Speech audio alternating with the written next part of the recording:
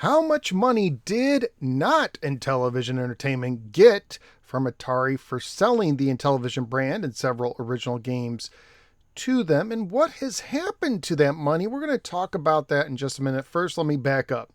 This is a company that here 3 years ago in their family trailer before Start Engine, they bragged about raising $17 million.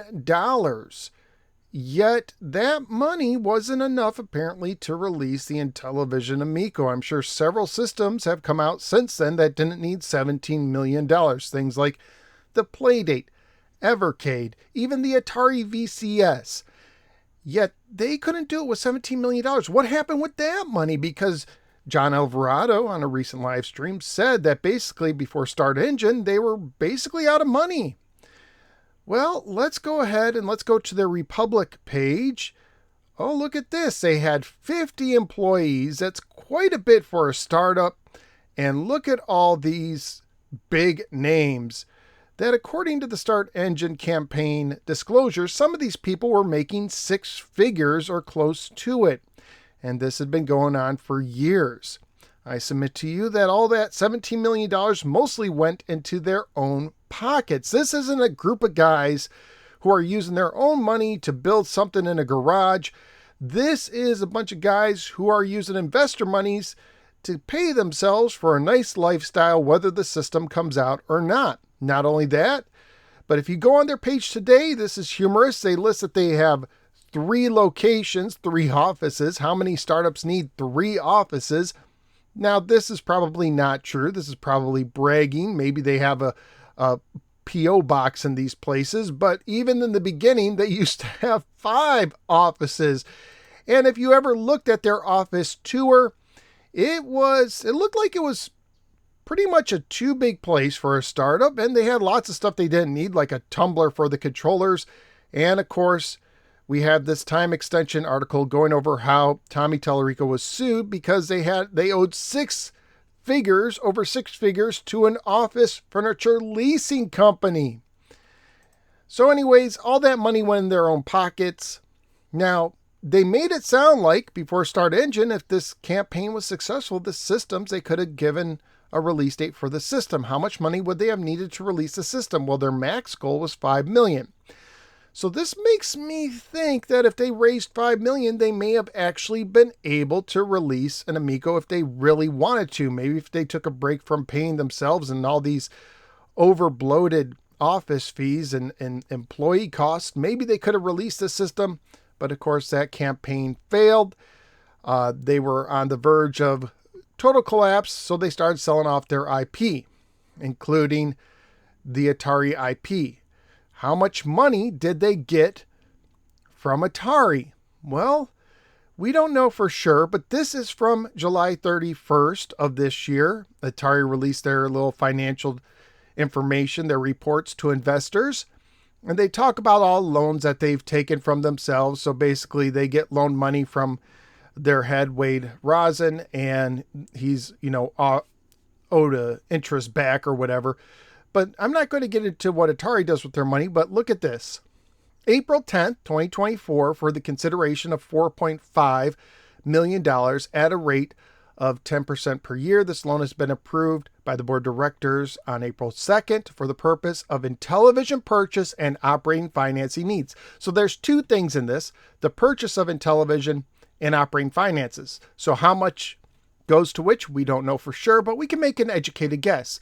If we look at some of the other loans, so we have a $1.5 million for operations, we have $0.9 million, 1 million euros, $2 million, $1.3 million.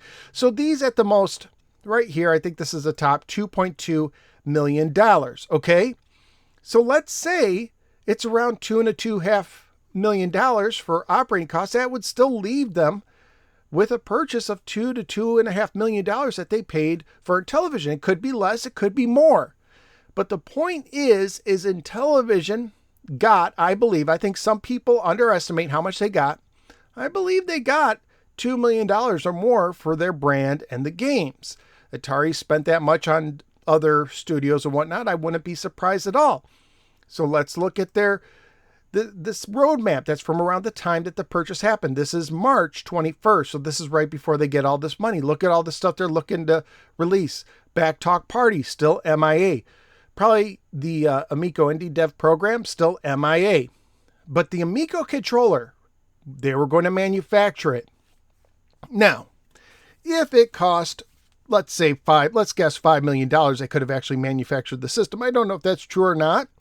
Then I think with whatever money they got from Atari, they could have theoretically manufactured controllers. I'm just guessing here, but I'm thinking that's entirely possible. They could have put all their eggs into one basket and said, okay, we really believe in these controllers. We really believe it's going to really revolutionize Amico Home, their little app. Let's get these controllers out. But they didn't. They got the money, but they kept going. Where was all that money going? Where did all the Atari money go? I believe it went into John Alvarado's pocket. Maybe Tommy Tallarico's. Maybe someone else who's still working for him, or one of John's relatives who's working for him, porting these games that aren't selling on Steam and Switch. The numbers are terrible.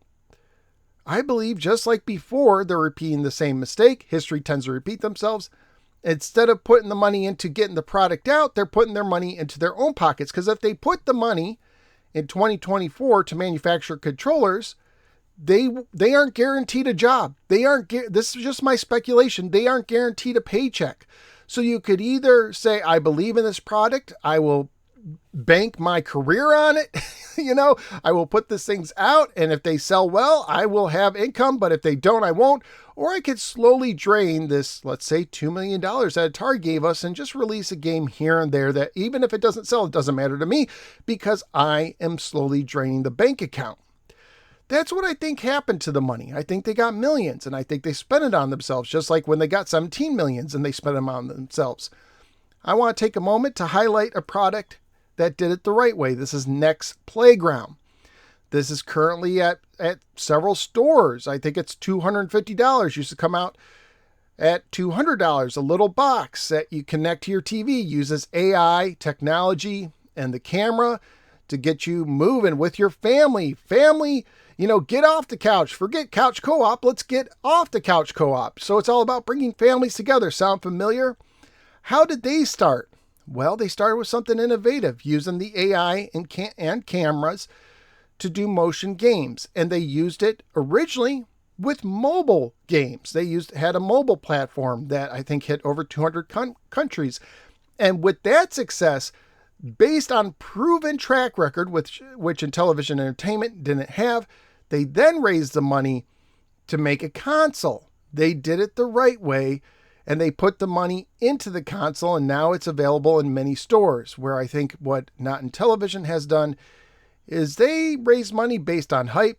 They put the money into themselves instead of into their system, and now they have nothing to show for it but some games that almost no one is buying. But that's just what I think. What do you think? Let me know in the comments below, and I will see you next time.